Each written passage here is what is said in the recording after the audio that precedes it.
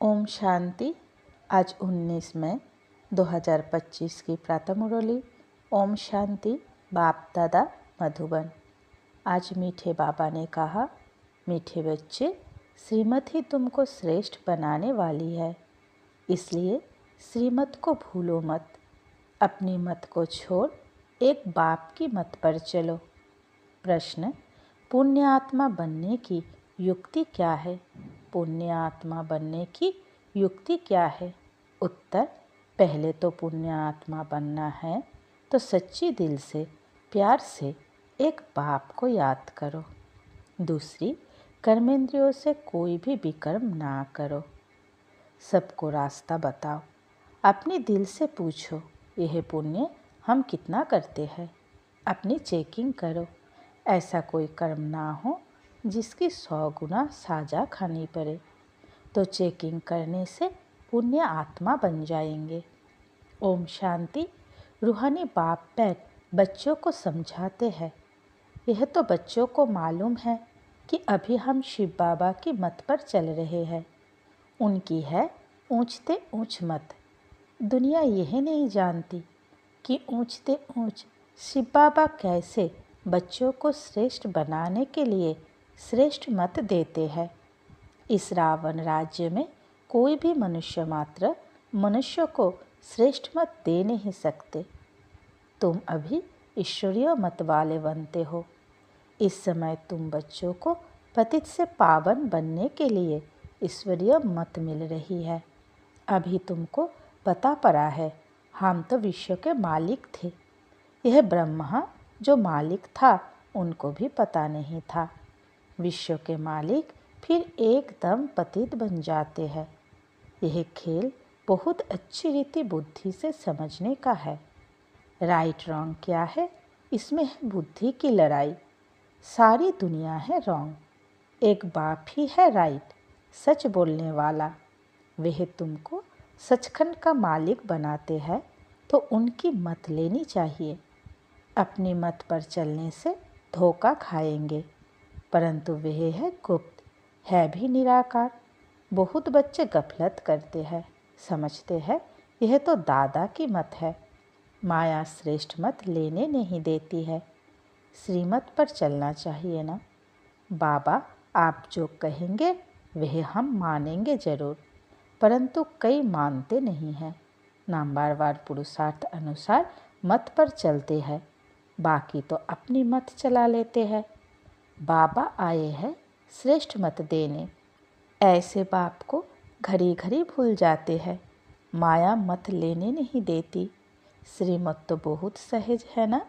दुनिया में कोई को यह समझ नहीं कि हम तमो प्रधान हैं। मेरी मत तो मशहूर है, श्रीमद् भगवत गीता। भगवान आप ही कहते हैं, मैं 5000 वर्ष बाद आता हूँ, आकर भारत को श्रीमत दे श्रेष्ठ से श्रेष्ठ बनाता हूँ। बाप तो सावधान करते हैं, बच्चे श्रीमत पर नहीं चलते। बाप रोज रोज समझाते रहते हैं, बच्चों श्रीमत पर चलना भूलो मत। इन ब्रह्मा की तो बात ही नहीं, उनकी बात समझो। वही इन द्वारा मत देते हैं, वही समझाते हैं। खान पान खाते नहीं, कहते हैं मैं अभोक्ता हूँ। तुम बच्चों को श्रीमत देता हो, नंबर 1 मत देते हैं, मुझे याद करो। कोई भी विकर्म नहीं करो। अपने दिल से पूछो कितना पाप किया है। यह तो जानते हो सबका पापों का घड़ा भरा हुआ है। इस समय सभी रॉन्ग रास्ते पर है। तुम्हें अभी बाप द्वारा राइट रास्ता मिला है। तुम्हारी बुद्धि में सारा ज्ञान है। गीता में जो ज्ञान होना चाहिए वह है नहीं। वह कोई बाप की बनाई हुई नहीं है। यह भी भक्ति मार्ग में नोंद है। कहते भी है भगवान आकर भक्ति का फल देंगे। बच्चों को समझाया है ज्ञान से सद्गति। सद्गति भी सबकी होती है, दुर्गति भी सबकी होती है। यह तो दुनिया ही तमो प्रधान है, सतो प्रधान कोई है नहीं। पुनर्जन्म लेते लेते अब पिछाड़ी आकर हुई है। अब मौत सबके सिर पर खड़ा है। भारत की ही बात है। गीता भी है देवी देवता धर्म का शास्त्र। तो तुम्हें दूसरे कोई धर्म में जाने से क्या फ़ायदा। हर एक अपनी अपनी कुरान, बाइबल आदि ही पढ़ते हैं, अपने धर्म को जानते हैं। एक भारतवासी ही अन्य सब धर्मों में चले जाते हैं और सब अपने अपने धर्म में पक्के हैं। हर एक धर्म वाले की शकल आदि अलग है। पाप स्मृति दिलाते हैं, बच्चे तुम अपने देवी देवता धर्म को भूल गए हो। तुम स्वर्ग के देवता थे। हामसो का अर्थ भारतवासियों को बाप ने सुनाया है। बाकी हम आत्मा सो परमात्मा नहीं है। यह बातें तो भक्ति मार्ग के गुरु लोगों ने बनाई हैं। गुरु भी करोड़ों होंगे। स्त्री को पति के लिए कहते हैं कि यह तुम्हारा गुरु ईश्वर है, जबकि पति ही ईश्वर है। फिर हे भगवान, हे राम क्यों कहती हो। मनुष्य की बुद्धि बिल्कुल ही पत्थर बन गई है। यह खुद भी कहते हम भी ऐसे थे। कहा बैकुंठ का मालिक श्री कृष्ण, कहा फिर उनको गांव का छोरा कह दिया है। श्याम सुंदर कहते हैं, अर्थ थोड़े ही समझते। अभी बाप ने तुमको समझाया है। जो नंबर 1 सुंदर, वही नंबर लास्ट तमो प्रधान श्याम बना है। तुम समझते हो हम सुंदर थे, फिर श्याम बने हैं। 84 का चक्र लगाए, अभी श्याम से सुंदर बनने के लिए बाप एक ही दवाई देते हैं कि मुझे याद करो। तुम्हारी आत्मा पतित से पावन बन जाएगी। तुम्हारे जन्म जन्मांतर के पाप नाश हो जाएंगे। तुम जानते हो, जब से रावण आया है तुम गिरते गिरते पाप आत्मा बने हो। यह है ही पाप आत्माओं की दुनिया। एक भी सुंदर नहीं। बाप बिगर सुंदर कोई बना ना सके। तुम आए हो स्वर्गवासी सुंदर बनने। अभी नर्कवासी श्याम हैं, क्योंकि काम चिता पर चर काले बने हैं। बाप कहते हैं काम महाशत्रु है। इन पर जो जीत पाएंगे वही जगतजीत बनेंगे। नंबर 1 है काम, उनको ही पतित कहा जाता है। क्रोधी को पतित नहीं कहेंगे। बुलाते भी है कि आकर पतित से पावन बनाओ। तो अब बाप आए हैं, कहते हैं यह अंतिम जन्म पावन बनो। जैसे रात के बाद दिन, दिन के बाद रात होती है, वैसे संगम युग के बाद फिर सतयुग आना है। चक्र फिरना है। बाकी और कोई आकाश में अथवा पाताल में दुनिया नहीं है। सृष्टि तो यही है। सतयुग, त्रेता, द्वापर, कली यहाँ ही है। झाड़ भी एक ही है और कोई हो नहीं सकता। यह सब गपोड़े है जो कहते हैं अनेक दुनियाएं हैं। बाप कहते हैं यह सब है भक्ति मार्ग की बातें। अब बाप सत्य बात सुनाते हैं। अब अपने अंदर देखो, हम कहाँ तक श्रीमत पर चल सतो प्रधान अर्थात पुण्य आत्मा बन रहे हैं। सतो प्रधान को पुण्य आत्मा, तमो प्रधान को पाप आत्मा कहा जाता है। विकार में जाना पाप है। बाप कहते हैं अब पवित्र बनो। मेरे बने हो तो मेरी श्रीमत पर चलना है। मुख्य बात है कोई पाप नहीं करो। नंबर 1 पाप है विकार में जाना। फिर और भी पाप बहुत होते हैं। चोरी, चकारी, ठगी आदि बहुत करते हैं। फिर बहुतों को गवर्नमेंट पकड़ती भी है। अब बाप बच्चों को कहते हैं तुम अपने दिल से पूछो, हम कोई पाप तो नहीं करते हैं। ऐसे मत समझो हमने चोरी की, रिश्वत खाई तो यह बाबा तो जाने जाननहार है, सब जानते हैं। नहीं, जाने जाननहार का अर्थ कोई यह नहीं है। अच्छा, कोई ने चोरी की, बाप जानेंगे फिर क्या। जो चोरी की उसका दंड 100 गुना हो ही जाएगा। बहुत बहुत साजा खाएंगे, पद भी भ्रष्ट हो जाएगा। बाप समझाते हैं ऐसे अगर काम करेंगे तो दंड भोगना पड़ेगा। कोई ईश्वर का बच्चा बनकर फिर चोरी करता, शिव बाबा जिससे इतना वर्षा मिलता है उनके भंडारे से चोरी करता, यह तो बहुत बड़ा पाप है। कोई कोई में चोरी की आदत होती है, उनको जेलवाट कहा जाता है। यह है ईश्वर का घर, सब कुछ ईश्वर का है ना। ईश्वर के घर में आते हैं बाप से वर्षा लेने, परंतु कोई कोई की आदत होती है, उसकी सज़ा 100 गुना बन जाती है। साजाएं भी बहुत मिलेंगी और फिर जन्म बाय जन्म डार्टी घर में जाए जन्म लेंगे, तो अपना ही नुकसान किया ना। ऐसे बहुत है जो याद में बिल्कुल नहीं रहते, सुनते कुछ नहीं, बुद्धि में चोरी आदि के ही ख्यालात चलते रहते हैं। ऐसे बहुत सत्संग में जाते हैं, चप्पल चोरी कर लेते, उनका धंधा ही यह रहता है। जहाँ सत्संग होता वहाँ जाकर चप्पल चोरी कर आएंगे। दुनिया बिल्कुल ही डांटी है, यह है ईश्वर का घर। चोरी की आदत तो बहुत खराब है। कहा जाता है कक्का चोर 100 लाख का चोर। अपने अंदर से पूछना चाहिए, हम कितना पुण्य आत्मा बने हैं, कितना बाप को याद करते हैं, कितना हम 100 दर्शन चक्रधारी बनते हैं, कितना समय ईश्वरीय सर्विस में रहते हैं, कितने पाप कटते जा रहे हैं। अपना पोता मेल रोज देखो, कितना पुण्य किया, कितना योग में रहा, कितने को रास्ता बताया।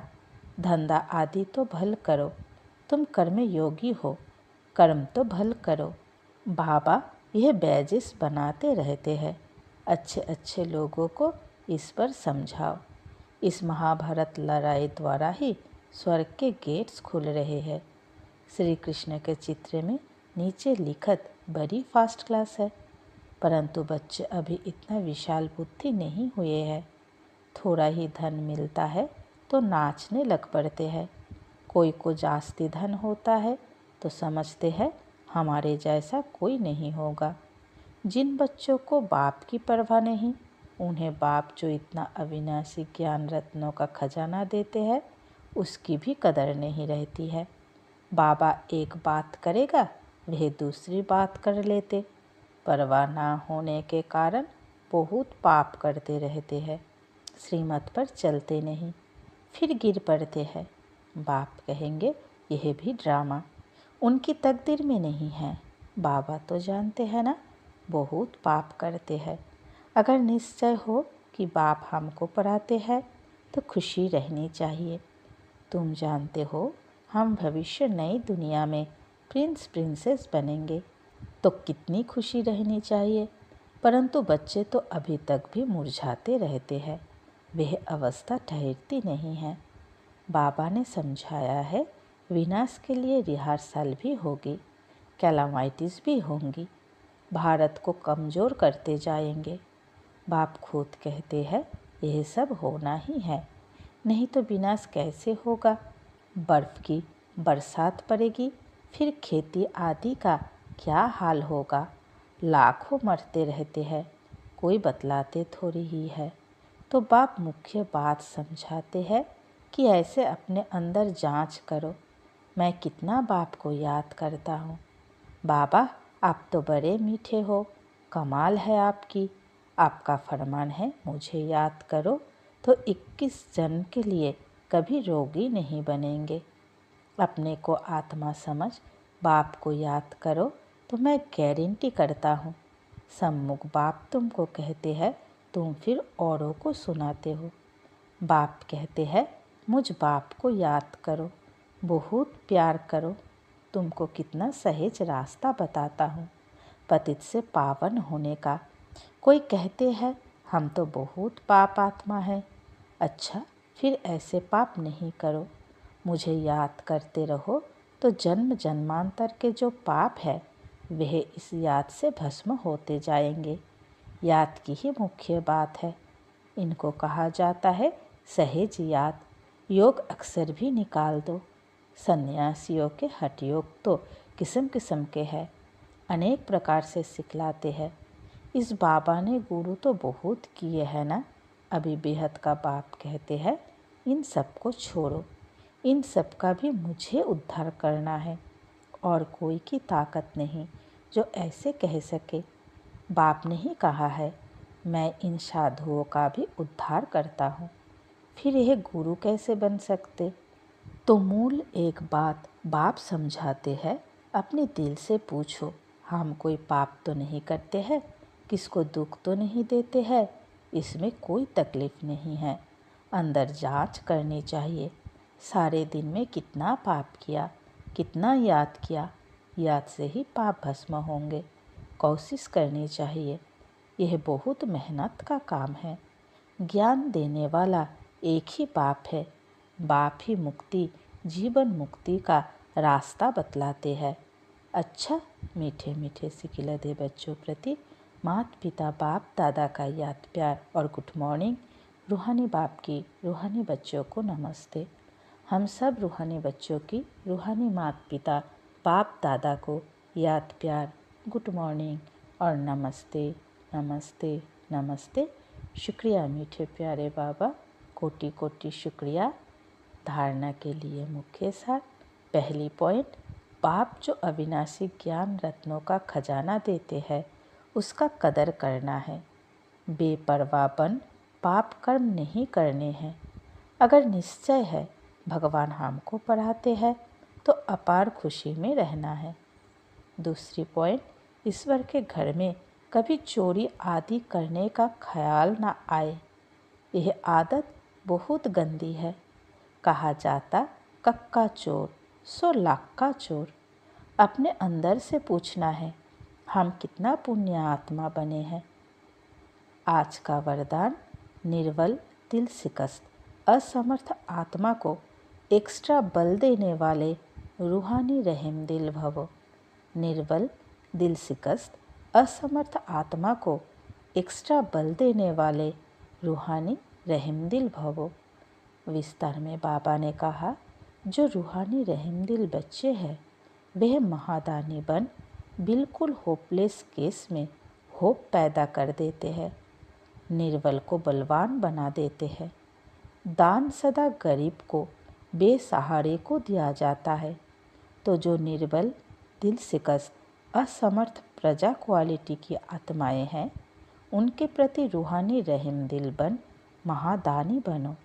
आपस में एक दूसरे के प्रति महादानी नहीं, वह तो सहयोगी साथी हो, भाई भाई हो, हमशरीक पुरुषार्थी हो।